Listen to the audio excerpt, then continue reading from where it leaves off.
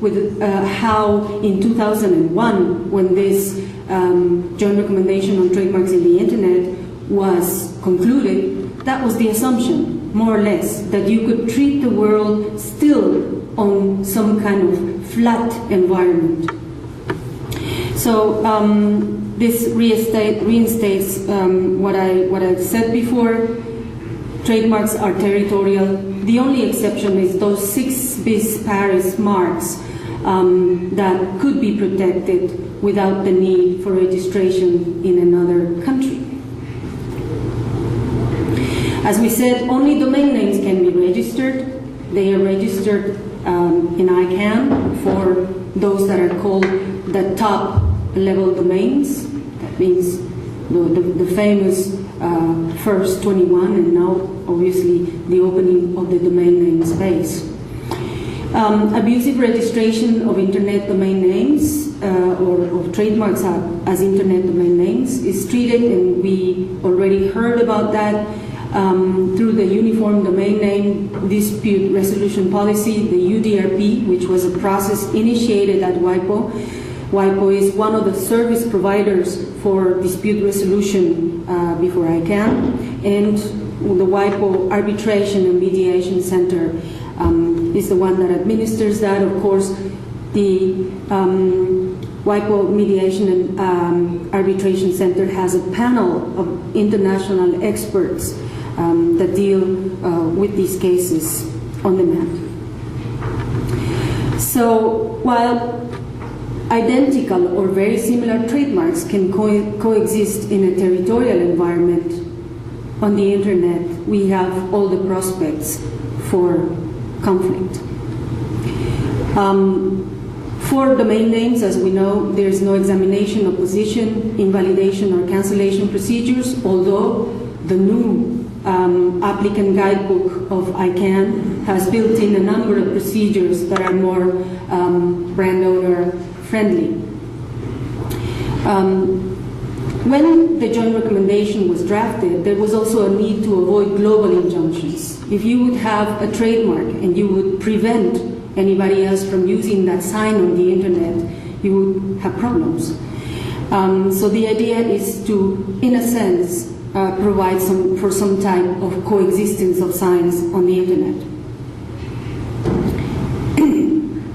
As the previous joint recommendation that I mentioned, this one was also adopted by the Paris Union Assembly, which is one of the top bodies of WIPO, and the WIPO General Assembly. The notes on Article 2 of the joint recommendation don't define use, but they say that the term use should cover any use of trademarks on the internet. So the whole idea of this joint recommendation is to determine whether use of a sign, i.e. use of a trademark on the internet, has contributed to the acquisition, the maintenance, or the infringement of a mark. And also for those countries that are strong on this other area, if that act constitutes an act of unfair competition. The joint recommendation also provides for remedies, but those remedies are rather on the low side. They are only proportional to commercial effect, and the joint recommendation embraces this concept of commercial effect as opposed, and you see it at the bottom of the slide, to use in the course of trade. So the joint recommendation came up with this idea of commercial effect, so that not every use of a sign on the internet should be treated as taking place in a member state. I will clarify this in a moment. Only a use of a sign on the internet that has commercial repercussions in a member state. And the joint recommendation also provides for factors to determine whether commercial effect is taking place. So if a user of a sign is doing or undertaking significant plans to do business in a member state in relation to identical goods and services, Another factor to be considered is the level of commercial activity in relation to that particular state.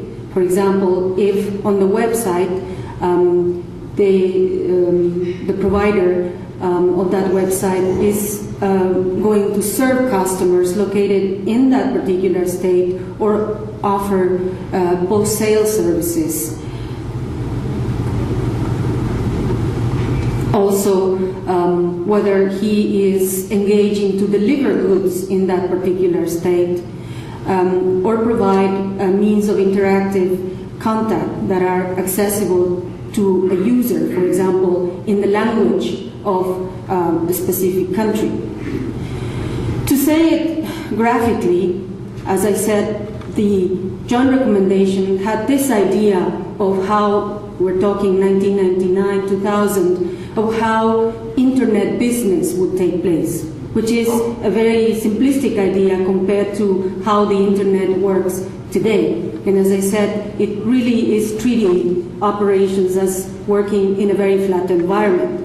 So let us suppose that a company based in Utopia, that's a fictive country of course, sets up an internet website.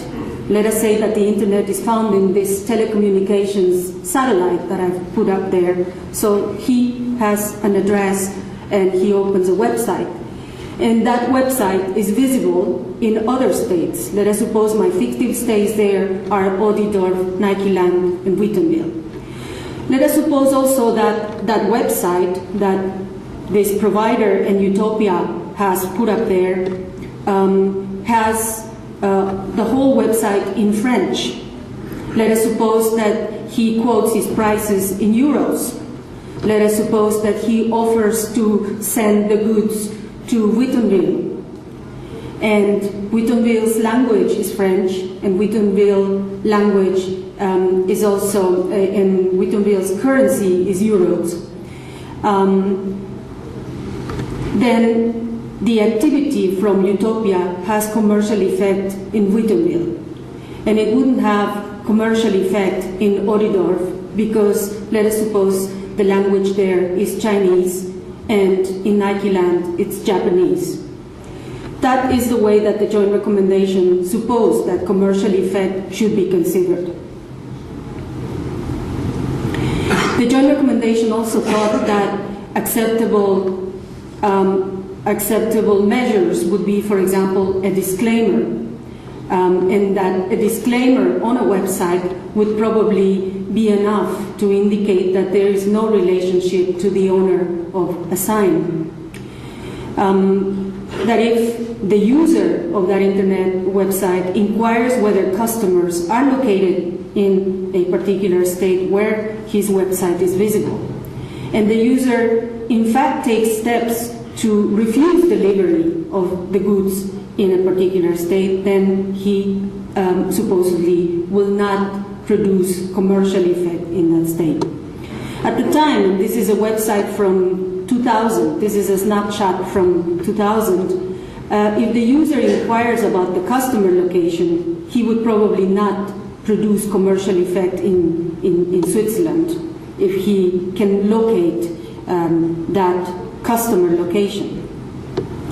The user could identify, according to these principles that are now proven to be a little old, he could also identify the language and location of his customers and decide, like this company, Scrabble, has divided the world into that part of the world and this part of the world that would probably speak English, the other one would speak French or German. And you could go to this intermediate page and kind of choose the location.